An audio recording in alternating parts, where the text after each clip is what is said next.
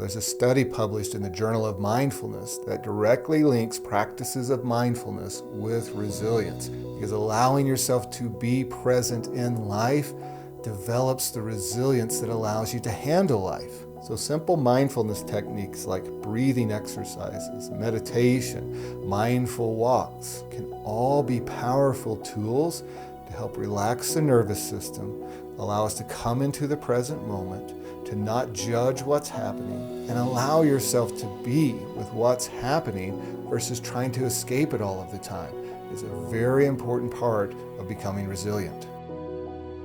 Hello, everybody, and welcome to this episode of the Permission to Love podcast. I'm your host, Jerry Henderson.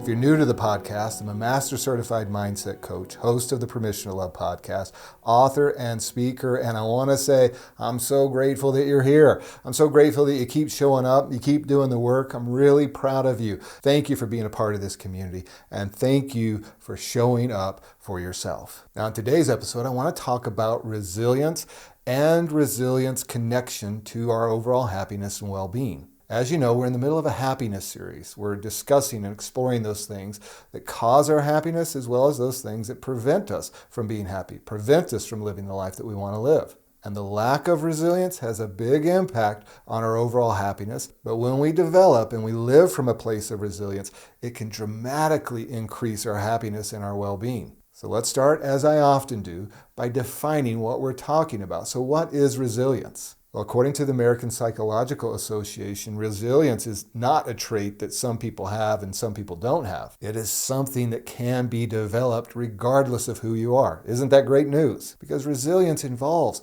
behaviors, thoughts, and actions. And those are things that any of us can learn how to change, how to develop as a part of our journey. And here's an important thing to understand. Resilience is about more than just simply bouncing back from hard times or adversity. It's about personal growth, and it's actually about thriving in the middle of those circumstances that are challenging. And let's even go a step further.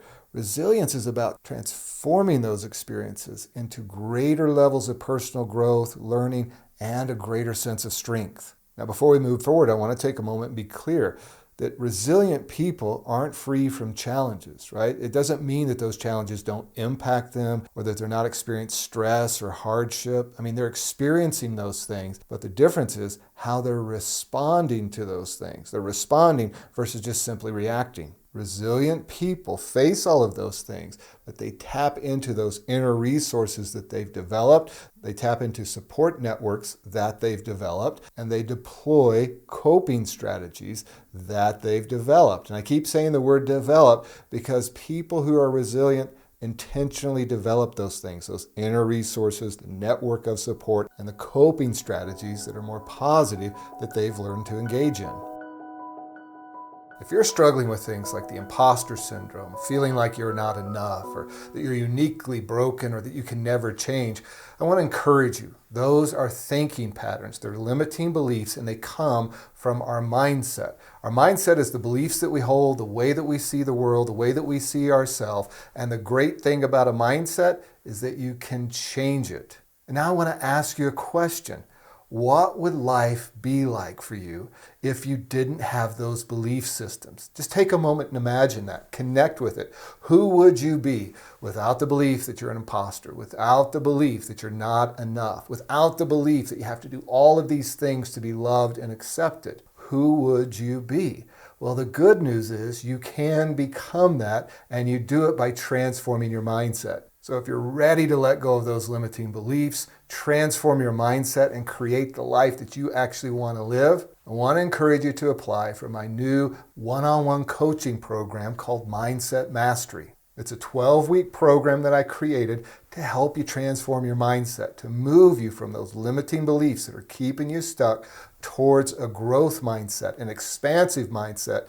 Over the 12 weeks, we'll work together to help you create a clear and compelling vision for your life, to develop a healthy and self-compassionate relationship with yourself, identify and transform those limiting beliefs, develop a growth mindset, and most importantly, you'll have a partner on your journey. You don't have to do this alone. So if you're serious about transforming your mindset and letting go of those limiting beliefs that got you stuck and you feel like you can't move forward, then I want to encourage you to check out the show notes in this episode or go to my website at jerryhenderson.org/mindset and apply for the program. And to celebrate the launch of this new coaching program, I'm offering $500 off the program to the listeners of this podcast. So when you apply, just simply note that you heard about the coaching program from the podcast. So don't wait any longer. Don't hesitate. Don't talk yourself out of it. Because remember, the most important relationship you have in your life is the one that you have with yourself. And it's time for you to show up for you like you've been showing up for everybody else. So what is the impact of resilience on our happiness? Well, the research shows that when we lack resilience, we're more likely to experience anxiety. We're more likely to feel overwhelmed when we experience setbacks. We have a lower threshold for stress, and all of this can lead to a sense of helplessness because we don't know how to come back. We don't know how to move forward. And research published in the Journal of Abnormal Psychology shows that those who lack resilience are more likely to experience prolonged periods of sadness and dissatisfaction because they lack the tools that allow them to overcome the negative experiences that they're having. Now, on the flip side, when we have resilience, the research shows that we're more likely to have higher levels of happiness and a greater sense of well-being. Because resilience acts as a buffer to stress. It allows us to navigate those challenges while maintaining a more positive outlook. Resilience allows us to handle change, more quickly recover from setbacks, and thrive even in the face of adversity. Because remember, resilience isn't about just surviving. It's about learning how can we thrive even in the midst of adversity. Now, a study published in the Journal of Psychological Science shows that resilience can help regulate our emotions, help us maintain a more positive perspective. And on top of all of that, the research shows that having resilience can contribute to a greater sense of purpose and meaning in life. So it's pretty clear that having resilience is a pretty important part of us having a happier and healthier life. Now, this is an especially important point for people who've experienced trauma or other painful life experiences. When we've experienced repeated trauma, we've gone through that complex PTSD, it can have the effect of draining our resilience, putting us in a state of hopelessness, thinking that nothing's ever going to improve. But if you're in that state, I want to encourage you that you can develop resilience regardless of what you've experienced in your life. You can learn to find that resilience, practice resilience, and make it a part of your life. You don't have to stay trapped in a sense of learned helplessness. Now, on the other hand, the trauma that we've experienced, surviving that trauma, and then learning how to thrive, even though we've experienced all of those things, is a part of the resilience journey. And many trauma survivors are really resilient people. So I want to acknowledge you for that. If you've gone through those painful experiences and you've survived and you're here and you've learned how to thrive, or you're starting to learn how to thrive, I want to say way to go. It's not easy work. It's brave work. And so you should be proud of yourself that you're at the place you are right now. All right, so how do we develop resilience? Let's get into the details of how we start to develop resilience in our life. Well, the good news is resilience is like a muscle. The more you use it, the stronger it gets, okay? And if you're just now starting out, it's okay if you don't have a lot of resilience. Don't judge yourself for that, and just know that you're starting out, and as you practice, as you begin to work that muscle, you're going to develop more resilience, and you are going to get to the place that you want to be. Well, the first thing I'll talk about that helps us build resilience is relationships, connections with other people that we trust. And it's not just about relationships, it's about strong relationships, strong connections, people that we can lean on, people who can be a resource for us, and also that we can be a resource for them as well. Relationships are one of the key factors to staying healthy, maintaining a positive outlook in life. I'll take a moment and refer back to that Harvard study that's continuing to go on about what makes a good life, what makes people happy, what increases their overall well-being. And it's very clear to the researchers, if you had to choose one thing to live a better life, choose strong connections, strong relationships. So when you find yourself struggling It's important to lean on people, to have those connections, friends, family, a community, support groups, a coach, a therapist, or whatever you need, to have those connections that can help you become more resilient. Because we're not supposed to do it alone. We're not designed to go through life alone. We need people who can help lift us up, help us see that things are going to be okay, give us a new perspective, help challenge our thinking, help encourage us, and help us stay accountable. And the research is also clear that just having those types of connections begins to reduce our overall stress levels. Having safe relationships and being in the presence of safe relationships can calm our nervous system, and it can help get you out of that red alert state that you might be living in. So I want to encourage you, make a list of people that are in your life that you can lean on, who can be there to help support you. And don't be too proud to get the support that you need. And if you don't have those type of connections right now, that's where working with a therapist or a coach can be really valuable. Because first off, it will allow you to at least have somebody that you can connect with who can support you. And the second thing it can do is it can help you build a strategy to develop that type of network in your life. So whatever you need to do, make sure that you either, one, examine the current network that you have and where there could be those type of connections for you already, or number two, begin to develop strategies to help you create that type of network in your life. It's really important, and if you want to develop resilience, this is a key part of it. Now, the second thing that can help you develop resilience is practices like mindfulness and meditation. Why? Because it grounds us into the present moment. It keeps us from constantly wanting to escape the present moment. And if we're going to be resilient, we're going to have to face what's going on in our life. We're going to have to learn how to be with life. We're going to have to learn how to be with ourselves and all of those uncomfortable emotions. And one of the key things about mindfulness is that mindfulness, when you begin to practice it, it shifts you into the observer mode and you get out of judgment. You stop beating yourself up for the way life is. You stop judging others. I mean, you really can move into a place where you just observe what's going on. You're present with it. You feel it. And all of that is allowing you to develop a deeper sense of resilience. You know, as long as we're escaping our challenges, we're never going to develop resilience. We need that discomfort to be in it, to stretch us, to expand us, to grow us. And if we're never experiencing the discomfort, we're not going to build resilience. Now, there's a study published in the Journal of Mindfulness that directly links practices of mindfulness with resilience, because allowing yourself to be present in life develops the resilience that allows you to handle life. So simple mindfulness techniques like breathing exercises, meditation, mindful walks can all be powerful tools to help relax the nervous system, allow us to come into the present moment, to not judge what's happening, and allow yourself to be with what's happening versus trying to escape it all of the time. Is a very important part of becoming resilient. Now, the third thing I'll talk about is developing a growth mindset. And I'm always going to talk about mindset because mindset is so important, because when you change your mindset, you will change your life. So what's the connection with mindset and a growth mindset with developing resilience?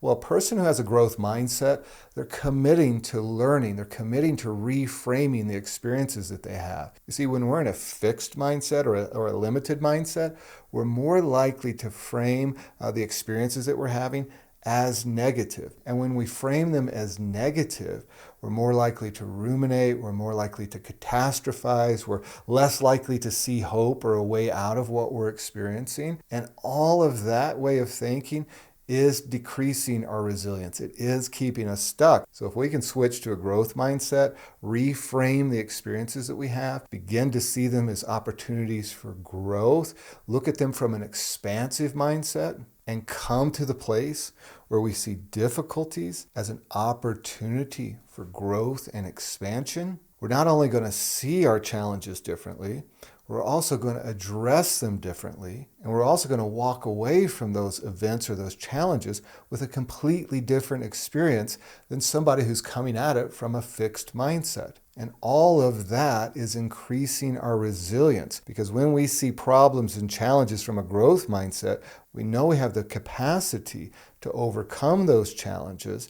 And that mindset of knowing that you can overcome a challenge, or you can learn from it, you can grow through it regardless of the outcome, is a huge contributor to your resilience. Now, the fourth thing is to take care of your physical body. Get the sleep that you need, get the exercise that you need, eat the type of foods that make you feel better, or whatever you need to do to take care of your physical body, because our minds can only do so much. We need to take care of these bodies so that we have the energy to face the challenges that we're facing. The research is clear that when we take care of our bodies, we have a greater capacity to face challenges. We have more resilience. We also know that when we engage in exercise, it's releasing endorphins and all of those feel-good chemicals. And all of those things are really important to help us see what we're going through in a different light. When you're tired or you're exhausted or you're not feeling good, the stress you're experiencing gets compounded. It seems even more overwhelming. I'm sure you've experienced times where you had a problem and you just couldn't figure it out and it was stressing you out. But after a really good night's sleep or going for a run, you were able to look at it a little bit differently and it didn't seem quite so overwhelming. Well, that's because you're taking care of this body. And taking care of our body isn't just about looking good, it's about feeling good. It's also about producing all of the chemicals and keeping us in a state of balance so that we can see things from a healthier perspective. And the fifth thing, guess what? Practice self-compassion. It's such an important part of developing resilience, because as long as you're in there beating yourself up all the time, you're exhausting yourself, you're fatiguing yourself, you're keeping your nervous system redlined because you're on defense from you. And when you're on defense from you 24/7, of course you're not going to have resilience. Of course you're going to feel emotionally, mentally, physically exhausted. So when you're facing challenges, treat yourself with the same kindness, the same compassion that you would treat anybody else who was going through that, or the way that you would treat a dear friend that was going through what you're going through. So instead of being in there telling yourself how dumb you are you got in this situation, or that you can't handle these type of things, or you won't be able to figure it out, let's let go of all that language. Let's become our own best friend. One of the key things for a person who's learned how to be resilient is they've learned how to be their own best friend. They've learned how to journey with themselves through life with compassion towards themselves. So if you want to develop resilience in your life, a key place to start is to change the way that you talk to yourself and begin to be compassionate with yourself. Now, the sixth thing is set realistic goals, right? Get clear on what you want to accomplish, what you're shooting for, and then break that down into manageable goals. Because one of the things that knocks people out of the game and causes us to not have the resilience to keep going is because we're not sure where we want to go, and because it seems so big. We haven't broken it down into actionable steps. You see, when we're overwhelmed by the big picture of the life that we want to create, it can seem way too big, and we wind up giving up when we hit roadblocks because we think we're never going to get there. Well, instead, break down whatever you're going for. If it's a better relationship, a better career, a better mental health, better physical health, break it down into steps and set SMART goals. Goals that are specific, measurable, achievable, relatable, and timely. Because setting SMART goals allows you to know what you're trying to get done in a time period that allows you to see the progress that you're making. And that progress in and of itself can help develop resilience in your life, because you can see the progress that you're making, and that in and of itself will give you more motivation to keep moving forward towards the life that you want to create. Now, the final thing on how to develop resilience is to learn from past experiences. A study published in the Journal of Positive Psychology shows that those who reflect on their past experiences and learn from them, find out what are the takeaways, and then begin to apply those learnings in their life, are more resilient than other people. Because this is doing two things for us. Whether those experiences in the past have been positive or negative, we can still learn from them. If they were negative experiences, going through the process of learning from them keeps us out of learned helplessness. because learning from those mistakes and reframing those mistakes and then moving forward with lessons from those mistakes gives us hope and a new perspective for our current situation and the future. Now, if it's a positive experience from the past that you're learning from, what you're actually doing is showing yourself that you were able to figure something out in the past, that you were able to have success, and taking that and applying it to your present moment and then beginning to implement those things that caused you to be successful, to have those wins and have them as a part of the strategy that you're using to move yourself forward is really important in developing resilience, because you're seeing that you are capable, you are able of doing the things that you put your mind to. Listen, you can do this, okay? No matter what story you have in your head, you can build resilience. You can build that muscle. You can learn how to face challenges in life from a positive perspective, and you can learn how to thrive in those difficult experiences that you're having right now and any difficult experiences that are coming in the future. As you develop resilience, you'll be able to get through those things in a much more healthy way. Now, if you've not yet had a chance to subscribe to or to follow this podcast, I want to encourage you to take a moment to do so, because that's going to keep you updated on when new episodes come out. And also, if you've not yet had a chance to share it with somebody, I want to encourage you to do that. As a matter of fact, maybe you could go through it together with somebody, because the research shows that when we're learning together, we're more likely to stay at it and we're more likely to see greater benefits from that learning. So take a moment and share it with somebody. You never know the difference it could make in their life. Now, if you need help in your journey, I want to encourage you to check out the show notes in this episode, or you can simply go to my website at jerryhenderson.org. I've got some free downloads there that you can access, and you can also learn more about my coaching program. And I'm super excited about the new 12-week coaching program that I've launched called Mindset Mastery. So if you're interested in learning more about working together, you can go there, set up a free 60-minute strategy call, and we can see if working together is the right fit. And finally, I want to remind you, as always, you are worthy of your own love.